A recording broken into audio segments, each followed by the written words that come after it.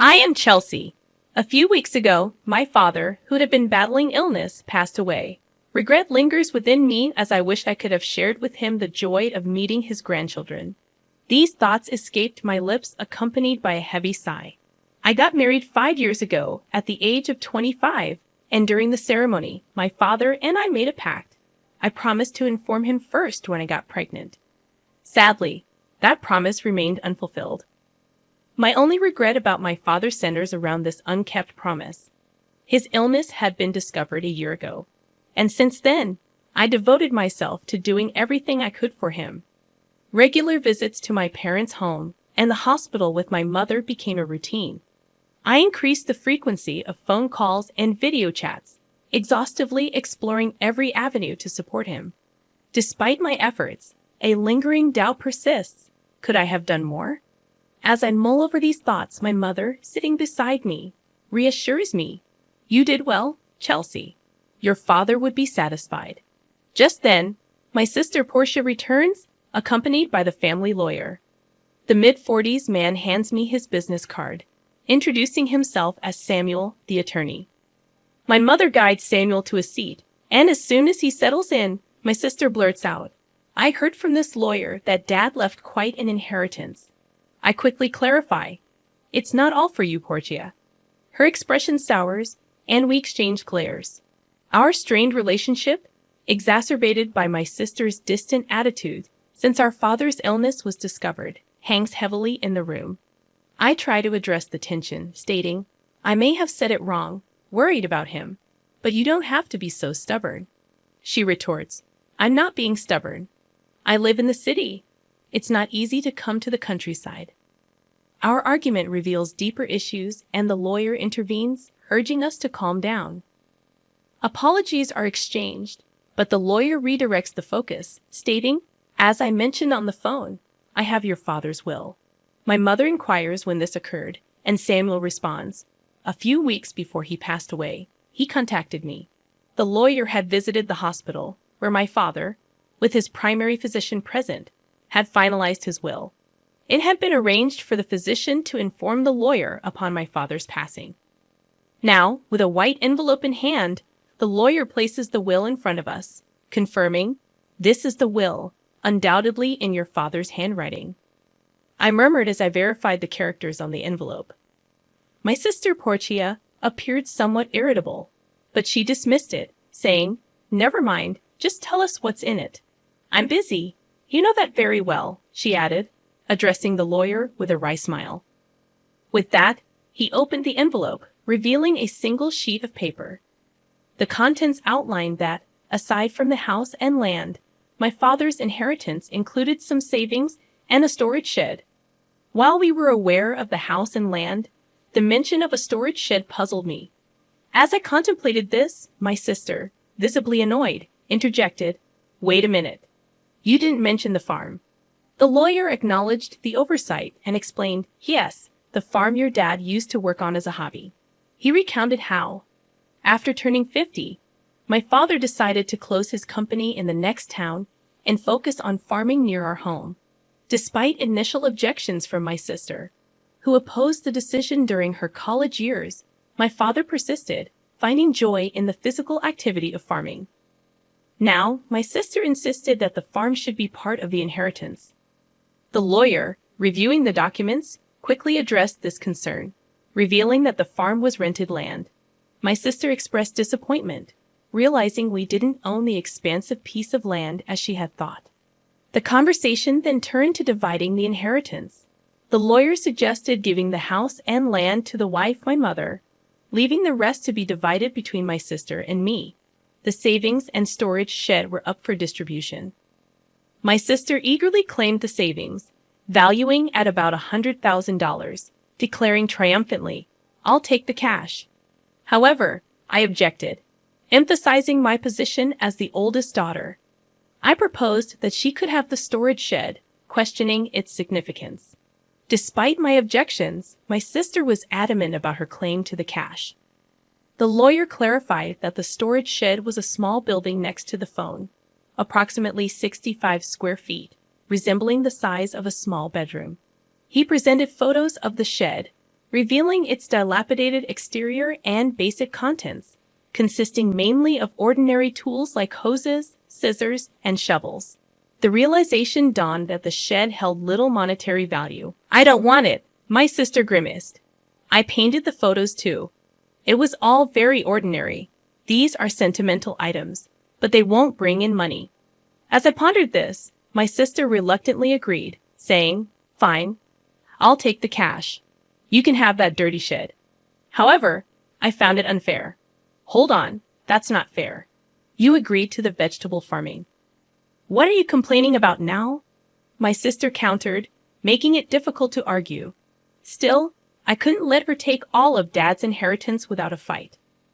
My sister pressed me, asking if we were good. My mother chimed in, saying, "As long as Portia won't complain later, I have no objections." Reluctantly, I nodded, and the division was settled. My sister grinned, and feeling uneasy. I immediately objected, saying, "Well, I'm not satisfied." "Give it up. You're so greedy," my sister retorted. Her words left me speechless, and I couldn't deny that family was more important than money. My sister abruptly ended the conversation, and in the end, my mother got the house and land. My sister got Dad's savings, and all that was left for me was the dirty shed. My sister, laughing loudly, signed a document promising not to complain about the inheritance division. Filled with complaints, I couldn't help but vent to my mother. "Mom, why didn't you help me?" My mother replied, "I did help you. I made sure you got the shed." Unhappy about inheriting the shed, I puffed out my cheeks in response. The next day, armed with the shed key from the lawyer, I headed to the shed near the field, a 10-minute walk from home along a deserted rural road. Finally, reaching the empty field, I opened the dusty shed and began looking around for something sentimental from Dad. Yet, all I found were tools and nothing special. Disheartened, I considered taking what was inside when I noticed something odd. The shed seemed smaller on the inside. Puzzled, I walked around to the back and gasped. There was another door. This second entrance wasn't visible from the inside, creating a mysterious space accessible only from the back. Excitement surged through me as I thought, "This must be Dad's surprise." Dad loved surprises. Even on birthdays, memories flooded back and tearing up. I returned inside, searching for the back door key. After finding 2 hidden keys in the handle of a shovel, I tried one in the door at the back. With a click, it opened, revealing a cramped space with a large safe. I wondered, is this from Dad's company? I recognized the safe. It was the same one I saw in the corner of his office when I was a child. Nostalgic, I hugged the safe. This was a true memory of my father, and I felt fulfilled. This alone made the inheritance worthwhile. However, knowing Dad, this couldn't be the end. There had to be more surprises. "There's got to be more surprises," I muttered as I inserted the second key into the safe. With a slightly rusty sound, the safe opened. What? No way. The moment I saw the contents, I was stunned. Inside was an unexpected inheritance. Overwhelmed, I locked the safe and rushed to my mother. After explaining the situation to her, I called my husband, and with his help, we moved the safe from my parents' house. Then it hit me, the contents of the safe were undoubtedly Dad's. However, if it's part of my inheritance, including the shed, I might have to pay inheritance tax. Better get this checked out thoroughly, I thought. The valuable contents of the safe prompted me to consult the lawyer. According to him, for inheritance tax matters, it's better to consult a certified public accountant. So I got a referral to an accountant from a friend and left all the complicated matters to them. The year passed in this way, and just when I thought things had finally settled down, my sister showed up near my home.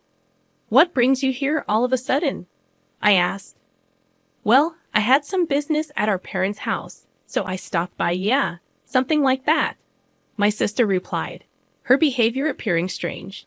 No matter how you looked at it, even if my home was close to our parents', it was still a 20-minute drive. We weren't the kind of sisters who would casually visit, especially after the tension of our dad's inheritance. I couldn't shake off my suspicion as I looked at her. My sister, acting a bit nervous, asked, "Can I come in?" "Sure, But what's the matter? I inquired. I have something to talk about, my sister said, forcing a smile. Reluctantly, I let her into the house. After serving some coffee, she started to fidget, and then began to speak. So, did you win the lottery or something? She asked. What? No. I didn't, I replied. Then did your husband get a bonus? She questioned, puzzled. I never buy lottery tickets because I'm not interested. My husband, who's a salaried worker, does get a holiday bonus, but it's not that time of year, I explained. Confused, I asked her directly, Hey, what are you talking about? Suddenly, my sister got angry. What are you making fun of me? No. What are you talking about? She snapped. Money. Money, you have it, don't you? Money. My sister spoke excitedly. It was a story from a few days ago. Living in the city, my sister had run into our aunt by chance, and the woman started the conversation like this. I know how hard it's been for you since you lost your father. Are you doing okay? Yes, well, I visited him many times when he was sick. Thank you. But you must be relieved, right? Getting such a big thank you gift. Thank you gift? Yes, your sister sent me a $500 gift card as a thank you for visiting him. What caught my sister's attention was the gift card. Hearing that I had sent it, she was convinced I had come into some extra money. You got a windfall, didn't you? Just admit it. My sister interrogated me. Ah, that's what this is about, I sighed.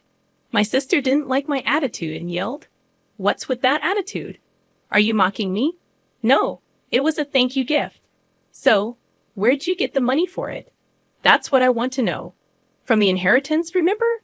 I replied. So, I sent thank you gifts to relatives who had helped us. I began, and upon hearing this, my sister frowned. All you got was that dirty shed, she remarked. Yes, that's true. But you can't sell that for money. However, there was a safe inside it, and that's where the real inheritance was. A safe? A real inheritance? I carefully explained to her about the watches in the safe, all valuable items collected by my father as a hobby during his lifetime. However, I didn't know their exact value. On the other hand, the remaining savings were about $100,000. Considering he was a business owner who could retire early, that amount seemed small, leading me to think he might have invested a lot in those watches. If they're valuable, you'll have to pay inheritance tax, my mother had said after seeing the contents of the safe. What should I do, Mom? When I asked, my mother thought for a moment and advised, Things like this always come out. You should declare it properly. How? Well, let's ask that lawyer we spoke to recently. So I consulted the lawyer again, and I was told that if you inherit valuables, the inheritance tax is determined by their value. At that time, I was also told that a certified public accountant could handle it for me. As a result, it was found that the watches alone were worth at least $500,000. With watches this valuable, you'll have to pay inheritance tax. How should I pay it? I asked. The lawyer suggested, how about keeping the ones you're emotionally attached to and selling the rest? Certainly, it didn't make sense to me, who didn't know the value, to hold on to such expensive watches. I'd rather someone who understands their worth have them. With that thought, I sold some of the watches, used the money from the sale to pay the inheritance tax, and sent thank you gifts to the relatives who had helped us. Those thank you gifts were the gift cards my sister was talking about. By the way, what I kept were items like the pocket watch my father often wore. I showed my sister the pocket watch as I told her this story. This one isn't expensive, but it holds the most memories for me. However, my sister frowned upon hearing my story. What? You don't have any left? She questioned. No, there are still some in the safe. Where's the safe? I explained. It's at Mom's. The safe is too big for this house. It's the one Dad used at his company. My sister looked away, seeming deep in thought. I felt uneasy seeing her like this, but right after that, she stood up and said, I'm leaving. Now that I know where the money came from, and left.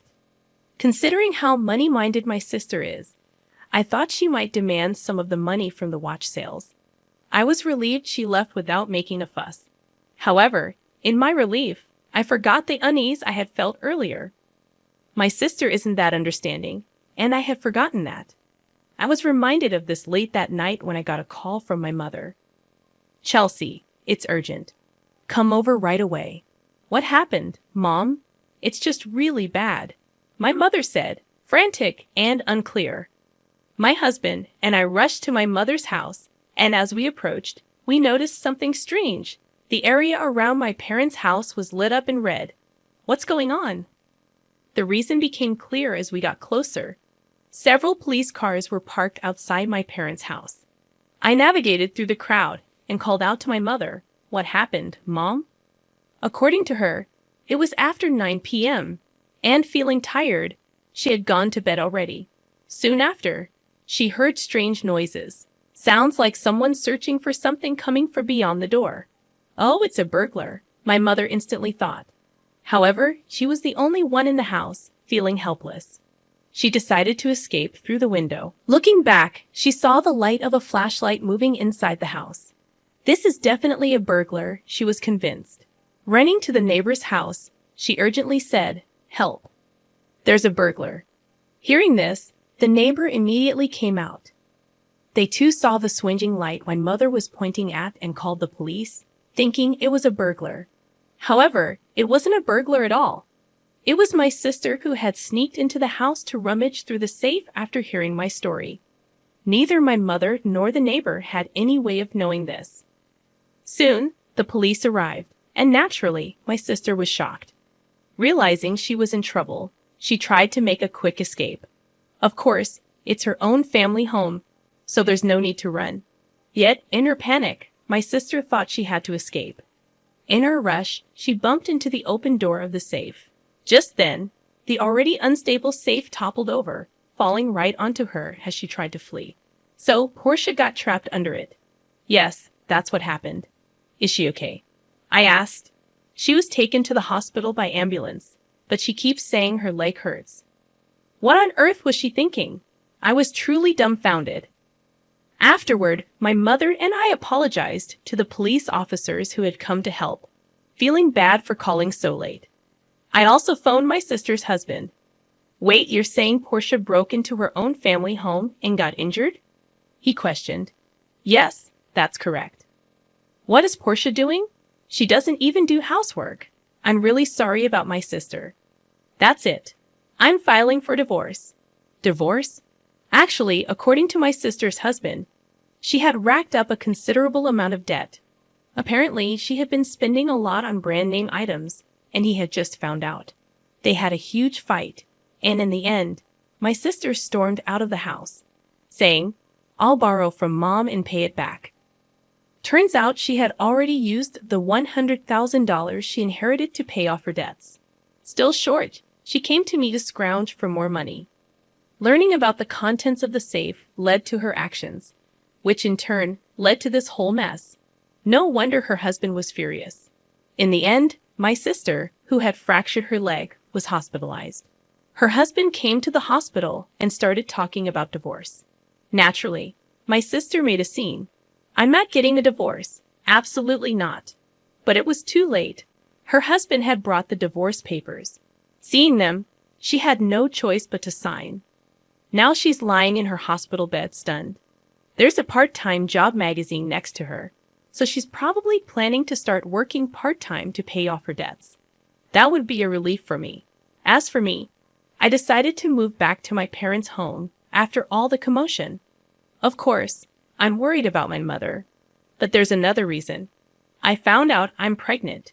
My husband and I talked it over and decided to move back home and have my mother help us with the children and childcare.